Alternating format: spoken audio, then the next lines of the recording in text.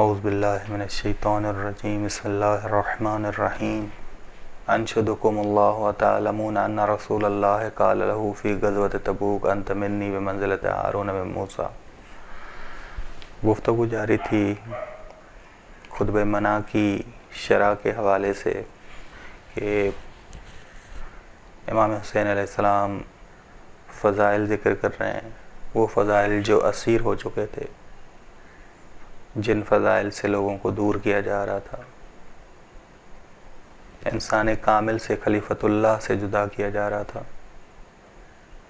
کہ ان فضائل کو اسیر کیا گیا تھا، غدیر کو اسیر بنایا جا رہا تھا، مباہلہ کو اسیر بنایا جا رہا تھا۔ امام حسین نے حدیث منزلت ذکر کی کہ کیا تم جانتے ہو کہ رسول خدا صلی اللہ علیہ وسلم نے غزوہ تبوک کے سفر میں کیا کہا امام علی کے لیے؟ امام علی کے لیے کہا انت منی بمنزلۃ ہارون من موسیٰ، علی تیری نسبت مجھ سے ایسے ہی ہے جیسے ہارون کی نسبت موسیٰ علیہ السلام سے۔ وَأَنْتَ وَلِيٌّ كُلِّ مُؤْمِنٍ، اور آپ ہر مومن کے ولی ہیں میرے بعد۔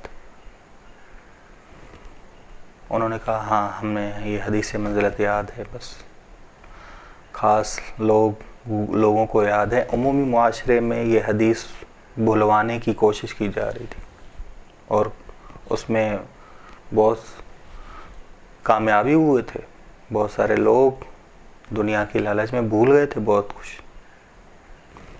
یہاں تک پہنچا تھا کہ حدیث منزلت امام حسین یاد دلا رہے ہیں، وہاں معاملے یہاں تک پہنچے ہوئے ہیں۔ بس حدیث منزلت سے امام علی کے لیے ثابت ہوتا ہے کہ امام شریک القرآن ہے، شریک عصمت۔ جس طرح ہم ائمہ کے زیارت ناموں میں پڑھتے ہیں السلام علیک یا شریک القرآن، بس جس طرح جناب ہارون شریک توریت ہیں، شریک عصمت ہیں، اسی طرح امام علی اور باقی ائمہ علیہ السلام شریک قرآن ہیں، شریک عصمت ہیں۔ جناب موسیٰ نے جناب ہارون کے لیے دعا کی اشرکہ فی امری، میرے معاملوں میں خدا اسے شریک قرار دے۔ امری یہ نہیں، عصمت میں، توریت میں، ابلاغ وحی میں، میرے جانشین ہونے میں۔ اسی طرح یہ لوگ بھی رسول خدا صلی اللہ علیہ وآلہ وسلم نے فرمایا یا علی انک تسمع ما اسمع، علی تم وہی سنتے ہو جو میں سنتا ہوں، تم وہی دیکھتے ہو جو میں دیکھتا ہوں، الا مگر یہ کہ تم نبی نہیں ہو۔ جناب ہارون وہ وحی کو دریافت کرتے تھے، وحی لوگوں کی طرف منتقل کرتے تھے۔ امام علی وحی تشریح کو نہیں پاتے تھے، وحی تشریح کو دریافت نہیں کرتے تھے۔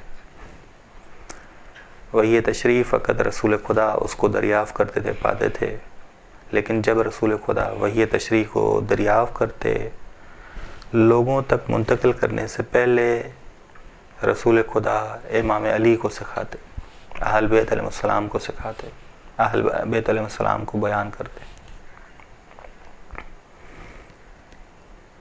تبھی یہ حضرات شریک القرآن ہیں۔ بس اس معاشرے میں شریک القرآن کون ہے یہ معاملہ اسیر ہو چکا تھا۔ ان لوگوں کو شریک القرآن سمجھا جا رہا تھا جو شریک القرآن نہیں تھے۔ بس امام غدیر یاد دلا رہے ہیں، حدیث منزلت یاد دلا رہے ہیں، مباہلہ یاد دلا رہے ہیں۔ بس امام حسین علیہ السلام خواص کو اہم ذمہ داری سونپ رہے ہیں کہ حدیث منزلت اسیر ہو چکی ہے، میرا ساتھ دو تاکہ اسے آزاد کرائیں، لوگوں کو بتاؤ کہ شریک القرآن کون ہے، علی اور اولاد علی۔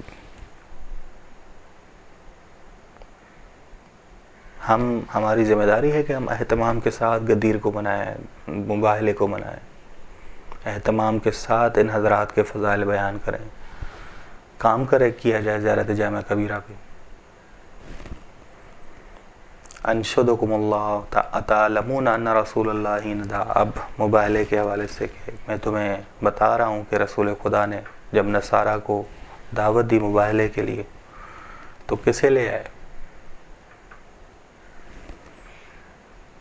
کسے لے اپنے ساتھ؟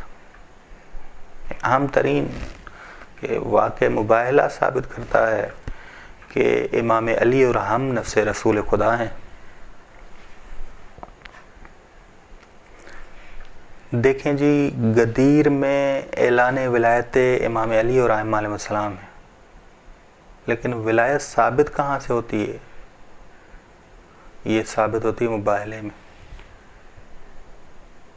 مباہلے میں ولایت ثابت ہوتی ہے، کیونکہ نفس رسول جو ہوئے، بس فرق ہے اصحاب رسول اور نفس رسول میں۔ یہ حضرات نفس رسول ہیں، نہ کہ اصحاب رسول۔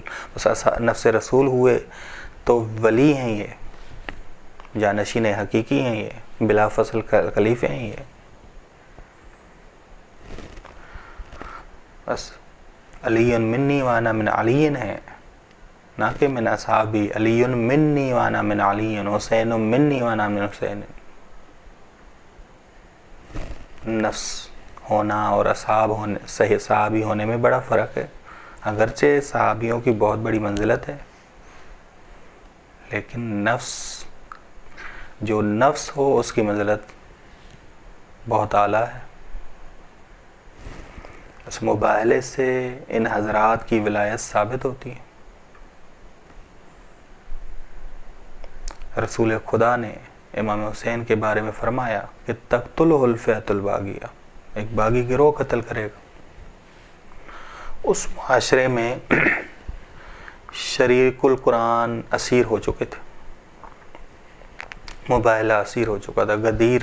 تو کہاں سے لوگ باغی گروہ اور حق گروہ میں فرق کرتا؟ ضروری تھا امام کا نکلنا، خون دینا، پاکیزہ خون دینا، تاکہ لوگ جدائی ڈالیں باغی گروہ میں اور حق گروہ میں۔ یہ ضروری تھا۔ بس بعض افراد حاکم شام کو آ کے پہلے جو جملہ رائج تھا وہ یہ تھا، السلام علیکہ یا خلیفۃ رسول اللہ۔ جب خلیفے سے لوگ ملنے آتے تھے تو یہ جملہ کہا کرتے تھے۔ بنو امیہ نے اس جملے کو ہی چینج کر دیا۔ کیا کہتے تھے لوگ؟ السلام علیکہ ایھا الملک، سلام ایک آپ مالک ہو۔ خلافت ملوکیت میں تبدیل کر دی تھی، خلافت سلطنت میں تبدیل کر دی تھی۔ بس وحی اور توحید کا انکار کیا جا رہا تھا۔ یزید ملعون نے کہا کہ بنو ہاشم نے حکومت کا ڈھونگ رچا، نہ کوئی وحی نازل ہوئی ہے، نہ کوئی کتاب خبر آئی۔ مباہلہ غریب ترین عید نہ ہو ہمارے لیے، اہتمام کے ساتھ منائے۔ خطبہ منا ہمیں کہتا ہے۔ بس بنو امیہ نے مباہلے کو اسیر بنایا، تبھی امام مباہلے کی فضیلت کو ذکر کر رہے ہیں۔ امام سجاد نے شام میں آیت تطہیر پڑھی، انما یرید اللہ لیذھب، اپنا تعارف قرآن سے کرایا۔ رسول خدا نے مباہلے کے موقع پہ کہا اللہم ہؤلاء اہل بیتی، یہ ہے میرے اہل بیت، جسے قرآن آیت تطہیر میں جن کی طہارت کو ثابت کر رہا ہے۔ بس روز مباہلہ بہت بڑی عید ہے ہمارے لیے، غدیر کی مانند عید ہے یہ۔ خطبہ منا ہمیں سمجھا رہا ہے۔ بس اہل بیت علیہ السلام، امام یہ بتا رہے ہیں کہ اہل بیت علیہ السلام رسول خدا کے وارث ہیں، وحی کے مفسر اور مبین ہیں۔ بس خداوند عالم نے اس نظام کو بنایا، اس نظام کا انجینئر خدا ہے، خالق ہے، باری ہے، مصور ہے۔ بس پہلے خداوند عالم نے نقشہ کھینچا، بیان کیا کہ میں کیا چاہتا ہوں، بنایا اسے، میں چاہتا کیا ہوں۔ بس اس نقشے کی معماری کی وسائل اور اسباب بنائے، مصوری کی، انسان کو بنایا، آسمان اور زمین کو بنایا، انسان کو ابدی راہ سے آشنا کروایا، فرمایا کہ سب خدا کی طرف پل رہے ہیں، اور انسانوں میں ہی بتایا کہ میرا خلیفہ کون ہے، میرا خلیفہ کون ہے۔ خدا کے خلیفے سے مراد یہ نہیں کہ خدا غائب ہے، عاجز ہے، ناتوان ہے، زائل ہے۔ بس خلیفۃ اللہ سے مراد ہے مظہر اسماء حسنہ، مظہر اسماء حسنہ۔ سب سے بڑی آیت الہی خلیفۃ اللہ ہے، خلیفۃ اللہ ہے۔ بس خلیفۃ اللہ حق دکھاتا ہے، حق پر چلتا ہے، حق کی طرف لے جاتا ہے۔ ہاتھ پکڑ کے لے جاتا ہے اگر کوئی ساتھ چلنا چاہے. اس خلیفۃ اللہ کے معنی کو اسیر کیا گیا ہے. یہ عام ترین نقطہ ہے جو خطبہ منا میں ہے کہ امام فرما رہے ہیں کہ خلیفۃ اللہ کے معنی کو اسیر کیا گیا ہے, مباہلے کو اسیر کیا گیا ہے, یعنی خلیفۃ اللہ کو اسیر کیا گیا. سمجھو, امام خواص کو ہوش دلا رہے ہیں کہ یہ معاملہ سمجھو, معاملہ بڑا مہم ہے, معاملہ بڑا اہم ہے کہ حقیقی فضائل والے حضرات شریک القرآن ہم ہیں اور ہم سے لوگوں کو دور کیا گیا. حقیقی حدیث منزلت کے مصداقات ہم ہیں, ہم سے لوگوں کو دور کیا گیا. تبھی امام نکلے, قربانی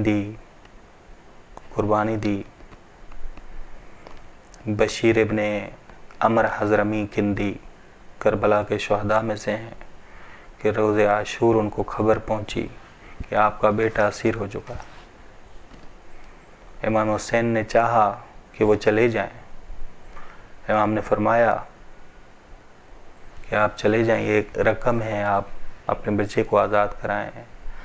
بشیر حضرمی نے کہا کہ کیسے ممکن ہے میں آپ کو رہا کر دوں, کیسے ممکن ہے کہ میں آپ کو رہا کر دوں. اگر ایسا ہوا تو دعا کروں گا کہ بیابان کے درندے مجھے چیر پھاڑ لیں. ایک تو وہاں سے آنا آسان نہیں تھا کہ بیابان بھی تھا, درندے بھی تھے, وہاں تک پہنچنا آسان نہیں تھا. ایک طرف سے درندے یزیدی تھے, ایک طرف سے درندے بیابانی تھے, اور وہاں تک پہنچنا, پھر وہاں سے جدا ہونا. بشیر حاضر نہیں کہ اپنے بیٹے کے لیے بھی میں حاضر نہیں ہوں کہ میں جدا ہوں آپ سے. کتنے صحیح خلیفۃ اللہ کو سمجھنے والے ہیں یہ حضرات, کتنے بڑے عزادار ہیں, کتنے تربیت یافتہ ہیں کہ یہ حضرات امام کو رہا نہیں کرتے. کربلا ہمیں یہ سکھاتی ہے کہ بشیر ابن عمر حضرمی بنو. کہ مشکل ترین گھڑی آئی جب بشیر پر, بیٹا قید میں تھا, کوفے میں قید میں تھا, لیکن امام نے کہا کہ چلے جاؤ, نہیں میں راضی ہوں تم سے, لیکن نہیں گئے. کہا کہ نہیں امام, مروں گا آپ کے ساتھ, اگر آپ سے جدا ہوا تو دعا کروں گا کہ بیابان کے درندے مجھے چیر پھاڑ. یہ ہے عزاداری, یہ ہے عقل انسانی. انسان اگر تربیت پائے دین کے تحت تو انسان کہاں تک پہنچتا ہے, وحی کے تحت انسان تربیت پائے تو انسان کہاں تک پہنچتا ہے. بس خدا ہمیں توفیق دے. صلی اللہ علی محمد و اہل بیتہ الطیبین الطاہرین.